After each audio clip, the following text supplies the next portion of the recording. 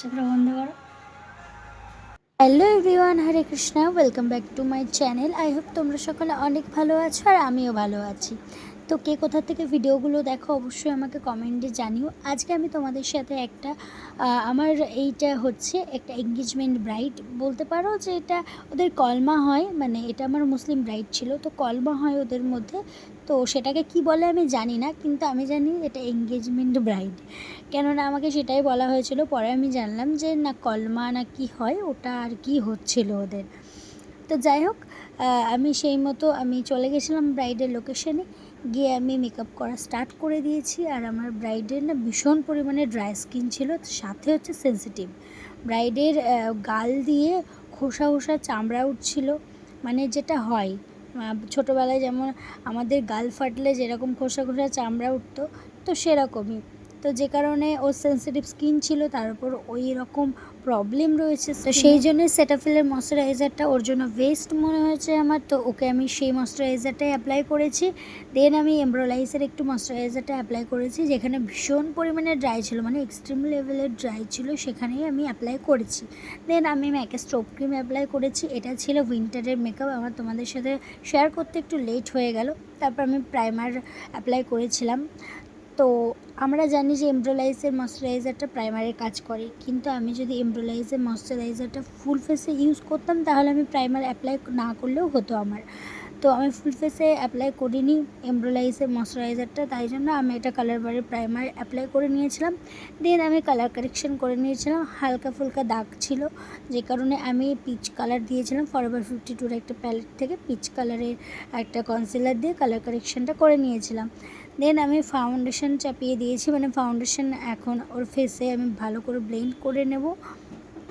তো ফাউন্ডেশনটা ভালো করে অ্যাপ্লাই করে নিয়েছি। ফুল ফেসে একেবারে আমি ফাউন্ডেশনটা লাগিয়ে দিইনি, কেননা একটা জায়গায় ড্রাই হয়ে গেলে এমনি শীতের সময়, তার উপর যদি ড্রাই হয়ে যায় সেখানে ব্লেন্ড করতে অসুবিধা হবে, যে কারণে আমি একটু একটু করে এগোচ্ছি, মানে একটু একটু করে ফেসে ফাউন্ডেশন অ্যাপ্লাই করছি, দেন ব্লেন্ড করছি। তো এরপর আমি কনসিলার দিয়ে নেব। কনসিলারটা আমি দিয়েছিলাম পিএসসি স্পটলাইট কনসিলার। ফার্স্টে আমি এই প্যালেট থেকে কনসিলারটা ইউজ করেছিলাম, দেখো দেখতেই পারবে, মানে এই যে এখন দেখতে পাচ্ছ।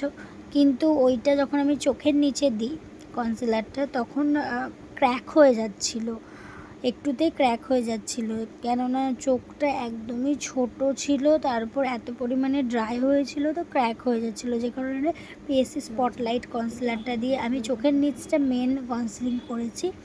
আদার্স আমি নোজেও করিনি আর ফোরহেডেও করিনি। নোজ ফোরহেড মানে টি জোনটায় আমি অন্য একটা কনসিলার, যেটা হচ্ছে ফরএভার 52-র প্যালেটটা থেকে দিয়েছিলাম। দেন ওই ফরএভার 52-র ওই একই প্যালেট থেকে আমি একটুখানি নোজটা কন্ট্রোল করে নিচ্ছি, মানে ক্রিম কন্ট্রোল। তো এই আমি ক্রিম কন্ট্রোলটা কিন্তু অন্য কোথাও করিনি, তোমরা হয়তো ভিডিওতে দেখতেই পাচ্ছ। আমি শুধু নোজেই করেছি, কেননা আমার মনে হয়েছিল নোজটা একটুখানি চোখা করা দরকার, যে কারণে আমি একটু শার্প দেখানোর জন্য নোজটা আমি ক্রিম কন্ট্রোল করে নিয়েছি। দেন আমি কনসিলারটাকে ভালো করে ব্লেন্ড করে একটা ব্যানানা পাউডার লাগিয়ে নিয়েছিলাম, মানে ব্যানানা পাউডার দিয়ে ফুল ফেসখানার মেকআপ আমি সেট করে নিয়েছি। দেন পাউডার কন্ট্রোলে চলে এসেছি।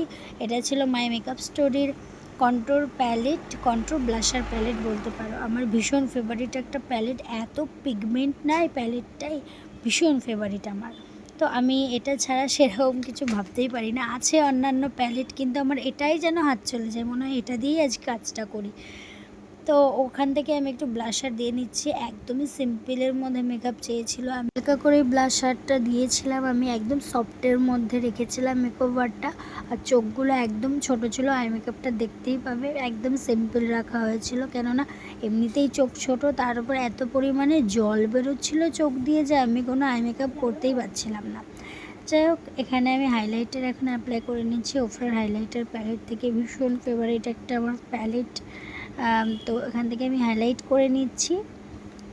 আর তোমরা মেকআপটা দেখতে থাকো, অবশ্যই কমেন্ট করে জানিও যে কেমন হয়েছে মেকআপটা। দেন আমি দেখো একটা পিঙ্ক হাইলাইটার অ্যাপ্লাই করছি, আমার পিঙ্ক হাইলাইটারটা অ্যাপ্লাই করতে ভীষণ ভালো লাগে।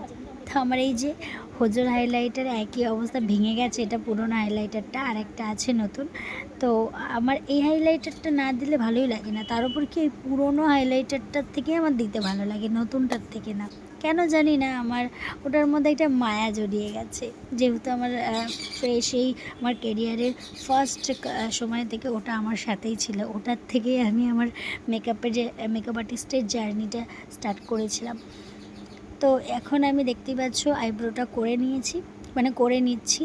এটা হচ্ছে আমি পিএসসির একটা আইব্রো প্রমেট থেকে আইব্রোটা ড্র করে নিয়েছি। আইব্রোটা ফিল আপ করা ছিল না, তো একটু অসুবিধা তো হয়ই, কিন্তু দেখো তবুও বোঝা যাচ্ছিল না যে এখানে আইব্রোটা ও ফিল আপ করেনি। ভালো করে ড্র করে নিয়েছিলাম আইব্রোটা। দেন আমি হেয়ার স্টাইলে চলে গেছি, একটা অ্যাডভান্স হেয়ার স্টাইল করেছিলাম।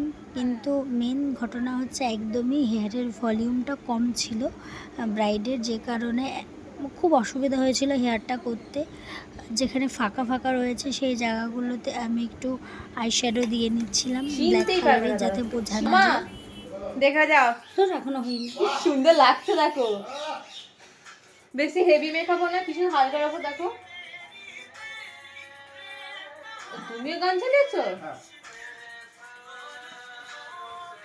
দুঃখের গান কেন? হ্যাঁ, তোকে আবার ভালো করে বিয়েতে আরো ভালো করে সাজিয়ে দিতে হবে। আচ্ছা, দেন আমি পুরো মেকআপটা ফিক্সার দিয়ে সেট করে নিয়েছিলাম। এটা হচ্ছে আমার ব্রাইডের বিফোর লুক অ্যান্ড এইটা হচ্ছে আমার ব্রাইডের আফটার লুক। অবশ্যই কমেন্ট করে জানিও যে ব্রাইডকে কেমন লাগছে। আর যারা আমার কাছে নিজেদের স্পেশাল ডেতে সুন্দর লুক পেতে চাইছো, এইরকমই সুন্দর লুক, তো অবশ্যই আমার সাথে কন্ট্যাক্ট করো। আর যারা নেক্সট ব্যাচে জয়েন হতে চাইছো, তো স্ক্রিনে দেওয়া নাম্বার থেকে অবশ্যই আমার সাথে যোগাযোগ করে নিও। আর অবশ্যই আমাকে কমেন্ট করে জানাতে ভুলে যেও না যে লুকটা কেমন হয়েছে। অবশ্যই তোমরা কমেন্ট করে জানিও যে এই লুকটা তোমাদের বলো, তোমার এই লুকটা কেমন লাগলো। আমার খুব সুন্দর লেগেছে লুকটা।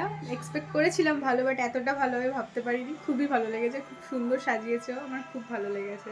দিদির স্কিনটা ভীষণই প্রবলেম ছিল, ড্রাই হয়ে গিয়ে খোসা খোসা উঠছিল। যাই হোক, সেখান থেকে চেষ্টা করেছি একটু ভালো করে সাজিয়ে দেওয়ার, যেহেতু দিদির একটা স্পেশাল ডে, এঙ্গেজমেন্ট। পছন্দ হয়েছে তো? ভীষণ ভীষণ। বলো মামু, তোমার কেমন লাগলো? আরে বাবা, একদম সুন্দর হলো। কামড়ে দেবো। আচ্ছা, চোখটা বন্ধ করো। একদম ছোট্টি ছোট্টি চোখ, তারপর চোখ দিয়ে যা জল বেরোচ্ছে চোখে, সেরকম কিছু করতে পারিনি। আমি একটা অ্যাডভান্স হেয়ার স্টাইল করেছি। হেয়ারের ভলিউমটা একটু কম ছিল। চোখটা বন্ধ করে একটু এক্সপ্রেশন দাও, একটু ওড়নাটা এরকম সরাও। এবার ওড়নাটা পেছনে নাও।